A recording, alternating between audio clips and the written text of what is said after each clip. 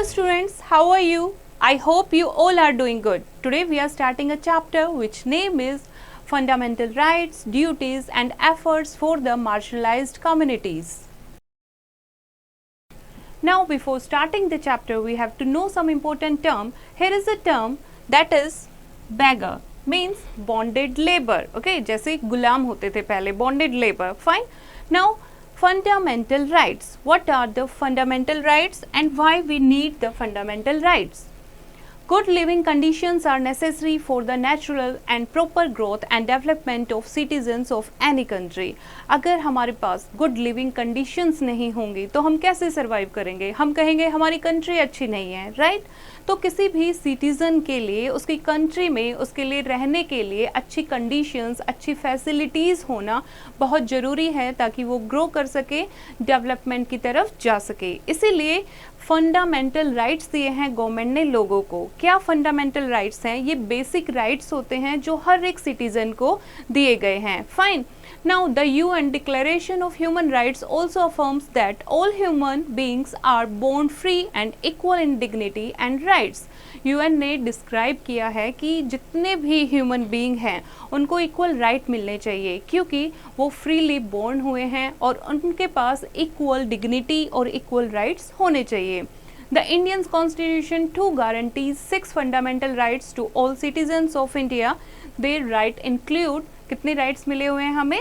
6 rights मिले हुए हैं. कौन कौन से राइट्स हैं ये हम बात करते हैं. First is right to equality. Equality सबको पता है, इक्वालिटी मीन्स समानता. सब लोग क्या हैं? इक्वल हैं. फाइन. पहले हमने पढ़ा rule of law. Rule of law क्या होता है कि कानून से ऊपर कोई भी नहीं है, चाहे वो कितना ही पावरफुल है, कितना ही रिच है. All are equal before the law. Okay.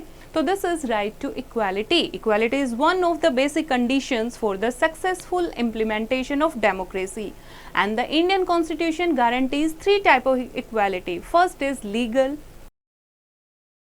second is civil, and the third one is social equality. Now what do you mean by legal equality? Legal equality means चाहे इंडिया का जो citizen है, चाहे वो rich है, poor है, okay, सब लोग क्या है? कानून की नज़र में इक्वल हैं. किसी के साथ कोई भी डिस्क्रिमिनेशन नहीं की जाएगी on the basis of religion, caste, creed, sex और सोशल स्टेटस.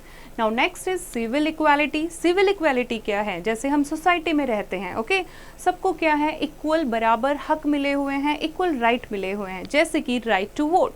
जो भी लोग एडल्ट हैं, 18 ईयर से अबव हैं, सबके पास क्या है? राइट टू वोट है. वो वोट कास्ट कर सकते हैं, अपनी मर्जी से किसी को भी वोट दे सकते हैं. Fine. Every citizen of India who possess the prescribed qualifications, वो क्या कर सकता है? इलेक्शन कॉन्टेस्ट कर सकता है. इलेक्शन में एक उम्मीदवार के रूप में खड़ा हो सकता है. ठीक है. कुछ ऐसे कंडीशंस हैं कि क्या क्या उसको फॉलो करनी चाहिए, लेकिन बिना किसी डिस्क्रिमिनेशन के, किसी भी धर्म से हो, किसी भी जाति से हो, वो इलेक्शन भी कॉन्टेस्ट कर सकता है और अपना जो वोट है वो भी फ्रीली दे सकता है. फाइन. नेक्स्ट है सोशल इक्वालिटी. सोशल इक्वालिटी का क्या मतलब है? हम लोग एक समाज में रहते हैं तो सबको बराबर अपॉर्चुनिटीज़ मिलनी चाहिए. जैसे equal opportunities of education, equal opportunities of employment and advancement in life. ऐसा नहीं होना चाहिए शेड्यूल कास्ट को ये फैसिलिटी नहीं मिल रही है, बैकवर्ड क्लास को ये नहीं मिल रही है, लेकिन जो जनरल क्लास है या अपर क्लास है वो उनको हर तरीके की फैसिलिटी मिल रही है. तो सोशल इक्वालिटी का हमें राइट है. हम किसी भी स्कूल में पढ़ सकते हैं. ठीक है. हम कहीं भी सोशल, जहाँ पर भी सोशल गैदरिंग होती है, सोशल चीज़ें होती हैं, वो बिना किसी डिस्क्रिमिनेशन के हम यूज़ कर सकते हैं. कोई हमें उस चीज़ के लिए नहीं रोक सकता. Now next right is right to freedom. Right to freedom नाम से ही पता लग रहा है हम सब क्या हैं? आज़ाद हैं, फ्री हैं. ओके. तो हमारी कॉन्स्टिट्यूशन ने हमें गारंटी दी है कि we are having the right to freedom. कौन कौन सी टाइप की फ्रीडम है? First is freedom of speech and expression. हम अपनी बात को किसी भी तरीके से कह सकते हैं, हम खुद को एक्सप्रेस कर सकते हैं, किसी भी लैंग्वेज में अपने व्यूज़ को बता सकते हैं, पब्लिकली हम स्पीच दे सकते हैं, लोगों की गैदरिंग करके हम उन्हें कुछ भी बता सकते हैं. This freedom may be restricted if a person incites people to violence और when such speech is detrimental to the friendly relations with other countries and the security of India। लेकिन हम कुछ भी कह तो सकते हैं, लेकिन ये नहीं है कुछ भी कि कंट्री को उससे क्या हो, कंट्री उससे प्रभावित हो, उसकी जो सिक्योरिटी है वो अफेक्ट करे, दूसरी कंट्रीज के साथ हमारी लड़ाई शुरू हो जाए या लोगों को भड़काने का काम करे, ऐसी स्पीच नहीं दे सकते। ओके, अदरवाइज अपने ओपिनियन, अपने जो व्यूज हैं वो हम राइटिंग के थ्रू या फिर हम स्पीच के थ्रू लोगों को, पब्लिक को बता सकते हैं। Second is freedom to assemble peacefully and without terms.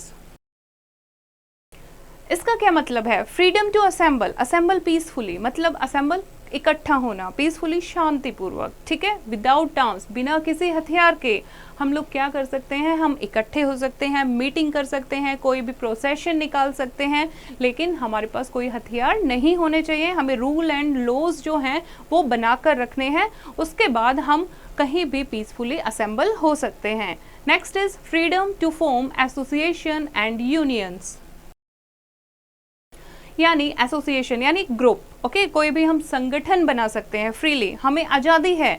अगर हम चाहते हैं हम 5 लोगों को लेके हमें कोई अपना एसोसिएशन बनानी है, हमें अपनी यूनियन बनानी है, जैसे कि लेबर यूनियन है, फाइन, वर्कर्स की लेबर यूनियन होती है, ट्रेड यूनियन होती है, तो बिना रूल एंड रेगुलेशन को वायलेट किए हुए हम अपनी एसोसिएशन यूनियन फॉर्म कर सकते हैं। Next is freedom to reside और settle in any part of India. Yes, हम कहीं भी जाकर रह सकते हैं इंडिया में, इंडिया के किसी भी कोने में जाकर हम रह सकते हैं, हम सेटल हो सकते हैं। We are having this type of freedom, हमारे ऊपर कोई भी इस चीज़ के लिए रिस्ट्रिक्शन नहीं है। Okay, next is freedom to move freely throughout the territory of India. Yes, India में हम कहीं भी घूम सकते हैं, चाहे वो बिजनेस के सिलसिले में हो या फिर सर्विस के लिए या फिर रिक्रिएशन यानी शो के लिए, हम फ्रीली इंडिया में मूव कर सकते हैं। Next is freedom to practise any profession and carry on any occupation, trade और बिजनेस। मीन्स हमें आज़ादी है, हम अपने मर्जी से कोई भी ऑक्यूपेशन, कोई भी प्रोफेशन, कोई भी काम चूज़ कर सकते हैं, ठीक है। जो भी हमारा मन करता है कि हम चाहते हैं कि ये काम में हमें मज़ा आ रहा है, ये बिज़नेस हमें करना चाहिए, ये ट्रेड हमें करना चाहिए, वो हम कर सकते हैं, लेकिन शर्त क्या है, वो गैर कानूनी, इलीगल नहीं होना चाहिए, ठीक है। Now next is right against exploitation. Okay, what do you mean by exploitation? Exploitation क्या होता है? एक्सप्लॉयटेशन होता है जैसे कि हम गरीब लोगों को एक्सप्लॉयट करते हैं, ठीक है, उनसे मन मर्जी से काम कराते हैं। ओके, इसका मेन कोज क्या है? पोवर्टी यानी गरीबी, ठीक है। तो poverty is the basic cause of exploitation of a large section of society. In rural areas, many people borrow money from money lenders at very high rates of interest. और उसके बाद वो उसे पे बैक नहीं कर पाते, और क्या होता है, मनी लेंडर क्या करते हैं, उसके ऊपर इंटरेस्ट लगाते चले जाते हैं और उनको बॉन्डेड लेबर बना लेते हैं। कैसे बना लेते हैं? जब वो उनका जो मनी है, टोटल सम है, वो पे नहीं कर पाते हैं, तो एक तरीके से वो उनके बॉन्डेड लेबर यानी बंधुआ मजदूर बन जाते हैं। फिर जो भी वो कहते हैं वो उन्हें करना पड़ता है। तो similarly women and children are also exploited. जैसे कि जो गरीब बच्चे होते हैं वो ऐसी इंडस्ट्रीज में काम करते हैं जो उनके लिए खतरनाक, जानलेवा हो सकती है। फॉर एग्जांपल फायर वर्क्स हैं, स्लेट मेकिंग इंडस्ट्रीज हैं, या फिर safety match box making industries होती हैं, या फिर माइंस हैं। ओके, तो अब क्या किया है गवर्नमेंट ने 14 ईयर्स तक, यानी जो बच्चे होते हैं चाइल्ड लेबर, उसको क्या कर दिया है, बैन कर दिया है कि उनसे हम कोई भी मजदूरी नहीं करा सकते हैं। Fine. Next is right to freedom of religion. Okay, India क्या है? India is the secular state. हमारा कोई भी स्टेट रिलीजन नहीं है। इंडिया में हर धर्म के लोग रहते हैं, हिंदू, मुस्लिम, सिख, ईसाई। Okay, all religions are here. Fine. तो इंडिया ने किसी भी रिलीजन को, कि हिंदू को स्टेट रिलीजन डिक्लेयर कर दिया, नो। हम हर एक धर्म की, इंडिया जो है हर एक रिलीजन की रिस्पेक्ट करता है। फाइन। तो लोगों को आज़ादी दी गई है, we are having right to freedom of religion, कि हम किसी भी रिलीजन को, जो भी हमें पसंद है, हम उसे प्रीच कर सकते हैं, उसे अडॉप्ट कर सकते हैं, उसकी प्रैक्टिस कर सकते हैं, ठीक है। किसी भी रिलीजियस कम्युनिटीज़ या फिर किसी भी चैरिटेबल इंस्टीट्यूशन के साथ हम पढ़ाई कर सकते हैं, फाइन। लेकिन स्कूल में क्या होता है, स्कूल में किसी मेन एक रिलीजन को बढ़ावा नहीं देना चाहिए, ये थोड़ा सा बैन है। अदरवाइज जो भी एजुकेशनल इंस्टीट्यूशन, अगर कोई कम्युनिटी है वो अपना एजुकेशनल इंस्टीट्यूट खोलना चाहती है तो वो खोल सकती है और रिलीजन के बारे में बच्चों को बता सकती है, बट फोर्स नहीं कर सकते। हम बता सकते हैं इस रिलीजन में ऐसा होता है, ओके। अगर हमें वो पसंद आता है तो हम उसको अडॉप्ट कर सकते हैं, फाइन। तो this is the right to freedom of religion. Next is cultural and educational rights. Okay, in India people speak different languages, अलग अलग ट्रेडिशन फॉलो करते हैं, way of living and culture भी सबका क्या है, डिफरेंट है। The Constitution provides full freedom to people to develop their regional languages, script and literature. Vernacular schools and colleges may be established throughout the India, and the state provides financial and to such institutions without any discrimination, कि हम अपनी जो हमारी संस्कृति है, जो हमारे education है, उसको हम प्रिजर्व कर सकें, आने वाली जनरेशन को बता सकें। इसके लिए जो इंस्टीट्यूशन हम ओपन कर सकते हैं, इसके लिए गवर्नमेंट हमें हेल्प भी करती है, कुछ फंडिंग भी करती है, और लोगों को हम क्या करते हैं, एनकरेज करते हैं कि कल्चरल जो हमारी एक्टिविटीज़ हैं, जो हमारी विरासत है, उसको हम आगे वाली जनरेशन को भी पास आउट कर सकें, fine. Next is right to constitutional remedies. Okay, this is the sixth one and the most important right as it protects all other rights. जो भी हमें राइट मिले हैं उनको सबको प्रोटेक्ट करके चलता है right to constitutional remedies. Okay, क्या मतलब है इसका? रेमेडी क्या होता है? उपचार। ओके, किसी भी चीज का इलाज। तो अगर किसी भी सिटीजन को लगता है कि उसको जो भी उसको राइट मिले हुए हैं वो वायलेट हुए हैं कहीं ना कहीं, तो वो क्या कर सकता है, वो कोर्ट में अपील कर सकता है कि मेरे साथ ये इनजस्टिस हुआ है, और गवर्नमेंट क्या करेगी, उसकी पिटीशन को सुनेगी और उसकी हेल्प करेगी, fine. It must be noted that the right to property was removed from the list of fundamental rights. और राइट टू प्रॉपर्टी भी एक राइट था पहले, लेकिन अब उसको क्या कर दिया गया है, फंडामेंटल राइट से रिमूव कर दिया गया है। Constitutional amendment act of 1978 made it a legal right. एक लीगल राइट अलग से एक एक्ट बना दिया है, लेकिन जो फ्रीडम राइट है, फंडामेंटल राइट है, उससे इसको हटा दिया है। Now nature of fundamental rights. Okay, first one is जो हमें फंडामेंटल राइट्स मिले हैं ये यूनिवर्सली एप्लीकेबल हैं। They are guaranteed to all the citizens without any discrimination on the basis of caste, colour, creed, sex and religion. Also, fundamental rights are justiciable. If these rights are violated, the citizens may move the Supreme Court or High Court. Fine. अभी हमने पढ़ा ये right of constitutional remedies में. And the third one is fundamental rights are not absolute and final. Every right is restricted by certain limitations in the larger interest of the society. कि ये fundamental rights जो हमें right दिए गए हैं, कोई इनका गलत फायदा ना उठाए, इसीलिए हर एक राइट की कुछ ना कुछ लिमिटेशन सेट की गई है। Next is some of the rights like the right to freedom may be suspended temporarily during the time of emergency, danger of war और इंटरनल डिस्टर्बेंसेस। कुछ जो हमें अधिकार मिले हुए हैं, कुछ जो राइट्स हैं जैसे कि राइट टू फ्रीडम, ठीक है, कुछ टाइम के लिए उसको सस्पेंड भी किया जा सकता है। सस्पेंड मतलब कुछ टाइम के लिए होल्ड कर दिया जाएगा। अगर कोई कंट्री में इमरजेंसी आ जाती है या कोई वॉर का डेंजर लगता है तो उस टाइम जो राइट टू फ्रीडम, अब आप बोलो हमारे पास तो राइट टू फ्रीडम है, हम कहीं भी घूम सकते हैं, तो उस केस में आपका राइट टू फ्रीडम क्या कर दिया जाएगा, होल्ड कर दिया जाएगा। Fine, understood. Now, these are the certain laws which limit some of these rights in public interest. The Maintenance of Internal Security Act, MISA, and Defence of India Rules, DIR, and National Security Act, Preventive Detention Act, PDA, etc. exist in order to safeguard the interest of the nation and abridge these rights to a great extent. Now, next is Directive Principles of State Policy. Part 4 of our constitution has provided guidelines to the government to ensure the welfare of the people. These guidelines are called directive principles. कुछ हमें guideline दी हुई हैं government के through, उनको क्या कहते हैं? Directive principle. ये हमारी वेलफेयर के लिए होती है। ओके, तो हम डिस्कस करते हैं कि क्या होते हैं। These principles are clear directives to promote a just social order.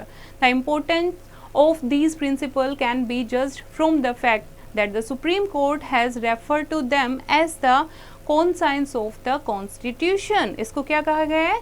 क्या रेफर किया है सुप्रीम कोर्ट ने? That referred as the conscience of the Constitution. क्यों कहा है? क्योंकि डायरेक्टिव प्रिंसिपल्स जो हैं वो बहुत ज़्यादा ज़रूरी हैं, okay, administration and legislative matters को रन करने के लिए। Although these principles are considered primary in governance, they can not be forced in any court of law. Now fundamental duties, जैसे हमें राइट्स मिले हुए हैं, गवर्नमेंट ने हमें राइट दे दिए कि you are having right to freedom, ठीक है। अब हमारे भी कुछ ड्यूटीज़ बनती हैं गवर्नमेंट के लिए, ताकि दोनों मिल के हमारी कंट्री को डेवलप कर सकें। Rights and duties go hand in hand. अगर आपको कुछ अधिकार मिलेंगे तो आपकी कुछ ड्यूटीज़ भी बनती हैं, फाइन। तो एक डेमोक्रेटिक कंट्री जो होती है वो तभी सक्सेसफुल हो पाती है जब राइट एंड ड्यूटीज़ का इक्वल बैलेंस होके चले, यानी जो सिटीजन्स हैं वो इतने समझदार हों कि अगर उन्हें ये राइट मिले हुए हैं तो अपनी ड्यूटीज़ भी क्या करें? अच्छे से परफॉर्म करें। The original Constitution of India did not include the fundamental duties of the citizens. They were added to the Constitution by the 42nd amendment in 1976। जो शुरू में जो कॉन्स्टिट्यूशन आया था इंडिया का, उसमें एडेड नहीं था फंडामेंटल ड्यूटीज़, लेकिन 42nd अमेंडमेंट 1976 में इसको ऐड किया गया। क्या क्या हमारी ड्यूटीज़ हैं? First is the citizens of India should respect the constitution, it's ideals and institutions, the national flag and the national anthem. अब कॉन्स्टिट्यूशन हमें सारी चीज़ें प्रोवाइड करता है, ओके, हमारे लिए बनाया गया है। तो हमें अपने कॉन्स्टिट्यूशन की जो भी उसमें लिखा है, हमें आइडियल्स की जो भी इंस्टीट्यूशंस हैं, हमारा नेशनल फ्लैग है, हमारा जो नेशनल एंथम है, उसकी क्या करनी चाहिए? रिस्पेक्ट करनी चाहिए। People should cherish and follow the noble ideals which inspired our national struggle for freedom. ऐसे लोगों के आइडियाज़ को चेरिश करना चाहिए, सेलिब्रेट करना चाहिए, जिन्होंने हमें आज़ादी दिलाने में हेल्प की, जैसे महात्मा गांधी जी, ठीक है, सुभाष चंद्र बोस, ओके, चंद्रशेखर आज़ाद। तो हम क्या करते हैं? हम सबके जन्म दिवस मनाते हैं बहुत खुशी के साथ, fine. All citizens must uphold and protect the sovereignty, unity and integrity of India. ये हर एक सिटीजन का एक क्या है? एक कर्तव्य है, एक ड्यूटी है कि जो भी हमें सोवरेनिटी मिली है, यूनिटी है, इंटीग्रिटी है इंडिया में, उसको बनाए रखना। Citizens are expected to defend the country and render national service at the time of need. अगर हमें कभी भी ज़रूरत पड़ती है, अगर देश हमारे लिए काम कर रहा है, लेकिन अगर देश को किसी भी इमरजेंसी में सिटीजन्स की नीड पड़ती है, ज़रूरत पड़ती है किसी भी वॉर के टाइम पर, तो हमें हमेशा आगे रहना चाहिए अपने देश की रक्षा के लिए, okay. It is the noble duty of all citizens to promote harmony and a spirit of brotherhood amongst all the people of India. हम एक ही देश में रहते हैं, तो ये हमारी ड्यूटी है कि हम उसमें शांति बनाए रखें, हार्मनी बनाए रखें और भाईचारा, ब्रदरहुड बनाए रखें। It is the duty of every citizen to value and preserve the rich heritage of our composite culture. जो हमारा कंपोजिट कल्चर है, composite culture means mix culture, ठीक है, क्योंकि अलग अलग रिलीजन के लोग रहते हैं, अलग अलग जगह पर लोग बसे हुए हैं, सबका रहना खाना, सब कुछ, संस्कृति, हेरिटेज, सब कुछ क्या है? कल्चर है, अलग है, ओके। तो हमारे जो भी ट्रेडिशंस हैं, वैल्यू हैं, कल्चर हैं, उनको हमें क्या करना चाहिए? प्रिजर्व करना चाहिए। Next is citizens should protect and improve the natural environment including forests, lakes, rivers and wildlife and have compassion for all living creatures। सबके लिए दिलों में प्यार होना चाहिए। जो हमारी नेचुरल एनवायरनमेंट है उसे हमें प्रोटेक्ट करना चाहिए, ठीक है। पॉल्यूशन है, जैसे हम लोग बहुत ज़्यादा पॉल्यूशन करते हैं, उसको क्या करना चाहिए? कम करना चाहिए, फाइन। तो पेड़ों की कटाई नहीं करनी चाहिए। तो जो भी हमारे नेचुरल एनवायरनमेंट है उन्हें इम्प्रूव करना चाहिए और प्रोटेक्ट करना चाहिए। All citizens should develop scientific temper, humanism and spirit of inquiry and reform. जितने भी इंडिया के सिटीजन्स हैं, जो भी हम लोग हैं, हमें क्या करना चाहिए, हमारा जो सोचने की शक्ति है वो क्या होनी चाहिए, साइंटिफिक होनी चाहिए, साइंटिफिक एटीट्यूड होना चाहिए, ह्यूमैनिज्म, मानवता, लोगों के लिए प्यार होना चाहिए, ठीक है, and spirit of inquiry and reform, किस तरीके से क्या चीज़ बनी है, इंक्वायरी की स्पिरिट होनी चाहिए, किसको हम कैसे चेंज कर सकते हैं, तो ये सारी चीज़ें हमारे अंदर होनी चाहिए, तभी हमारी कंट्री डेवलप कर सकती है. Now, all citizens should safeguard public property and avoid violence as a political weapon. Violence का क्या करना चाहिए, विरोध करना चाहिए. जो भी हमारी पब्लिक प्रॉपर्टी है उसे हमें क्या करना चाहिए, सुरक्षित, उसे सेफगार्ड करना चाहिए, उसे डिस्ट्रॉय नहीं करना चाहिए, क्योंकि यही हमारा क्या है, कल्चर है, जो आगे आने वाली जनरेशन के लिए हम दिखा सकते हैं. Because India has a rich composite culture. Okay, now they should strive towards excellence in all spheres of individual and collective activity so that the nation constantly rise to higher levels of endeavor and achievement. Excellence की तरफ हमें जाना है, ठीक है, ऐसी opportunity, ऐसी चीज़ें हमें देखनी है, चाहे वो इंडिविजुअल अपने बारे में हो या पूरे ग्रुप को लेकर चलना है, ऐसी एक्टिविटी करनी चाहिए जिससे हमारा जो देश है आगे डे बाय डे क्या करता जाए, तरक्की करता जाए, ओके, डेवलप होता जाए, हमें ऐसे ऐसे अचीवमेंट मिलती जाए. जैसे चंद्रयान अभी अभी हुआ है, चंद्रयान, इंडिया सक्सेसफुल रहा है, तो ऐसी ऐसी नई नई खोज करती रहनी चाहिए ताकि हम बहुत कुछ अचीव कर सकें. Who is a parent or guardian to provide opportunities for education to his child, or as the case may be, ward between the age of 6 and 14 years. ठीक है, तो 6 और 14 ईयर के बीच में जो भी बच्चे हैं उनके लिए फ्री एजुकेशन है, गवर्नमेंट ने फ्री एंड कंपल्सरी एजुकेशन दे रखी है. तो हमारे बीइंग अ पेरेंट और गार्जियन हमारा कर्तव्य बनता है कि हम इन अपॉर्चुनिटीज़ का फ़ायदा उठाएं, अपने बच्चों को एडुकेटेड बनाएं ताकि उनका जो भविष्य है, फ्यूचर है, वो बहुत ब्राइट हो सके. ओके, तो ये हमारी फंडामेंटल ड्यूटीज़ हैं और आई होप कि सब लोग क्या करेंगे, इनको फॉलो करेंगे. Fine. Now next topic is efforts made for the marginalised communities to realise their rights. Okay, marginalised communities क्या होती हैं? मार्जिनलाइज्ड कम्युनिटीज़ होती हैं जैसे कि जिसको हम बोलते हैं कि अवॉइड कर रखा है, जैसे शेड्यूल कास्ट होती हैं, शेड्यूल ट्राइब होती हैं, अदर बैकवर्ड कास्ट हैं. तो इनके साथ क्या किया जाता था, पहले डिस्क्रिमिनेट किया जाता था, ठीक है.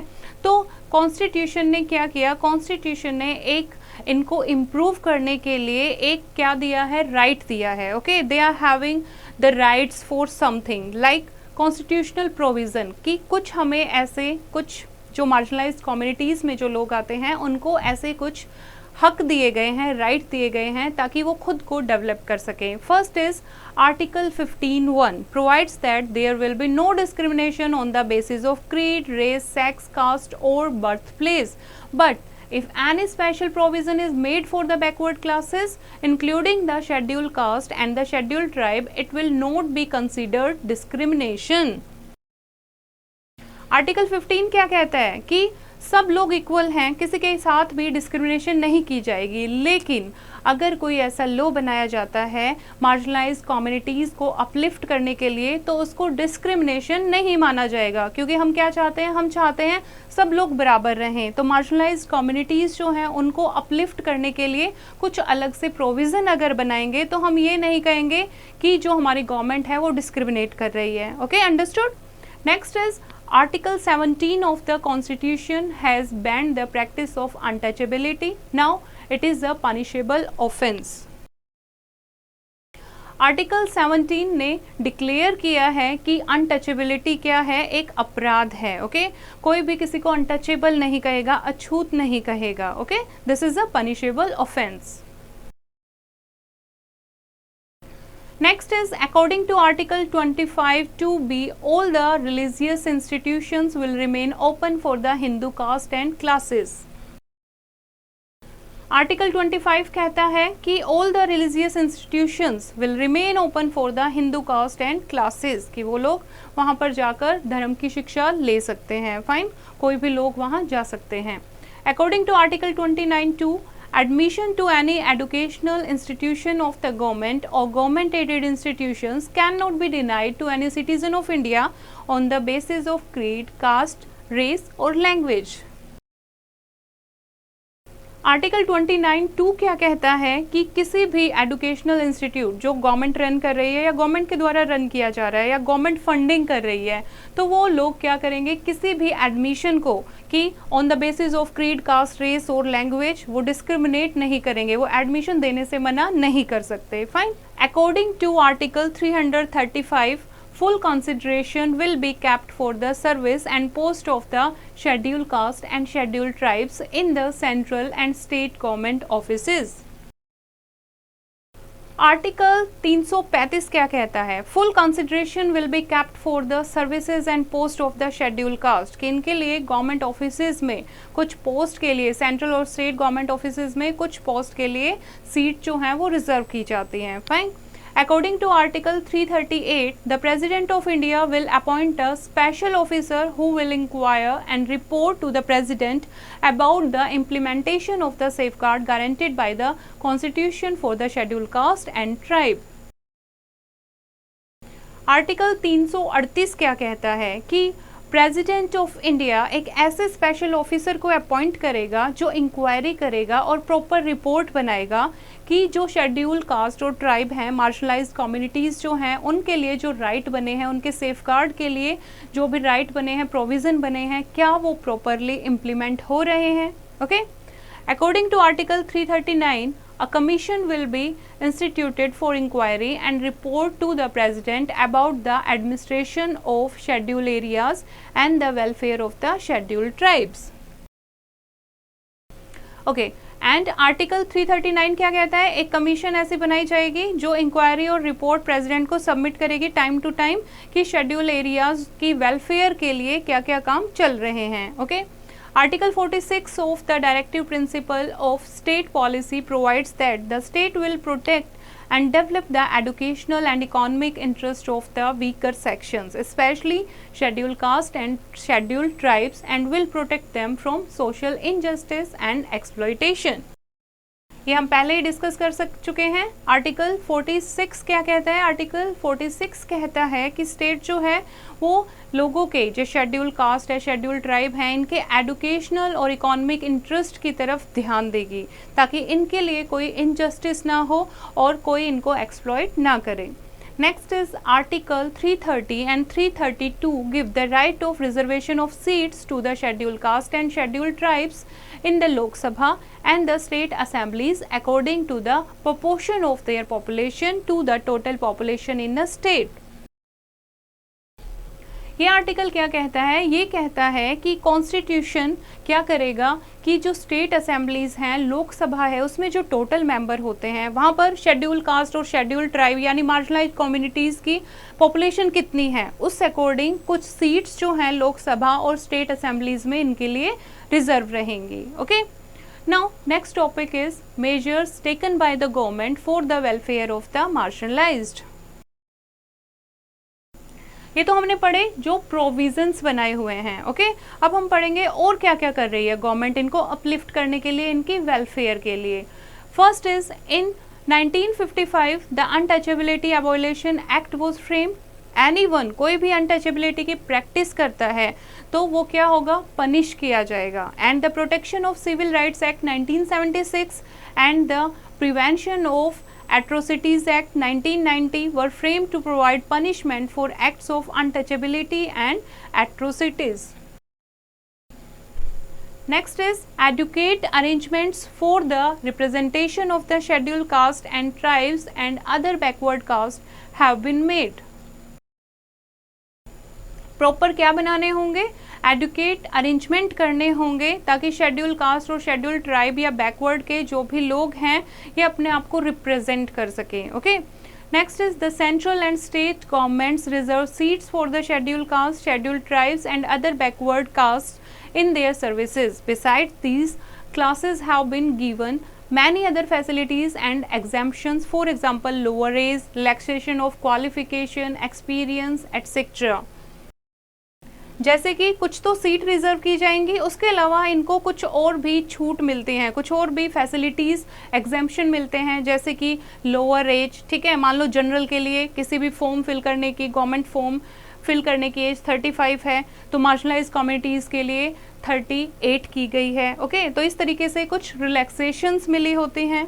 Next is special facilities for imparting education have been given to the marginalized communities, जैसे कि coaching for competitive examination for which funds are to be arranged by the center and states। competitive exams जो होते हैं उनके लिए ऐसे coaching centre बनाए गए हैं जिनकी फीस सेंटर या स्टेट गवर्नमेंट करती है। स्कॉलरशिप प्रोग्राम चलता है गवर्नमेंट के थ्रू, टेक्स्ट बुक हैं, बुक ग्रांट की जाती हैं, लोन दिया जाता है, अरेंजमेंट्स फॉर हॉस्टल्स फॉर एससीज, एसटीज एंड गर्ल्स, और vocational trainings in tribal areas. And next is separate welfare departments have been set up in different state and union territories to protect and promote their interest। okay, this you have done, and now this one is separate welfare department बनाए गए हैं, setup किए गए हैं state और union territories में, ताकि जो भी मार्जिनल कम्युनिटीज़ के जो राइट मिले हुए हैं उनके वेलफेयर के लिए, उनके डेवलपमेंट के लिए हम उनके इंटरेस्ट को क्या कर सकें, प्रमोट कर सकें। Now here is a quick recap of the chapter. Fundamental rights are essential for the growth and development of personality of citizens of a country. The Indian Constitution guarantees 6 fundamental rights to all citizens of India. And the Constitution guarantees 3 types of equality: legal, civil and social. The Constitution guarantees 6 types of freedoms to the citizens. The Constitution protects all the exploited sections of society. Our Constitution guarantees the freedom to its people to profess, practice and preach any religion. The right to constitutional remedies enables a citizen to move the courts if any of his rights is violated. Fundamental rights are universal, justiciable and not absolute and can be suspended during emergency. Rights and duties go hand in hand. The Constitution lays down 10 fundamental duties. The Constitution as well as the government have made sincere efforts for the welfare of its marginalized communities. I hope students you have understood the chapter. You have to read it once again and do the practice of exercise yourself.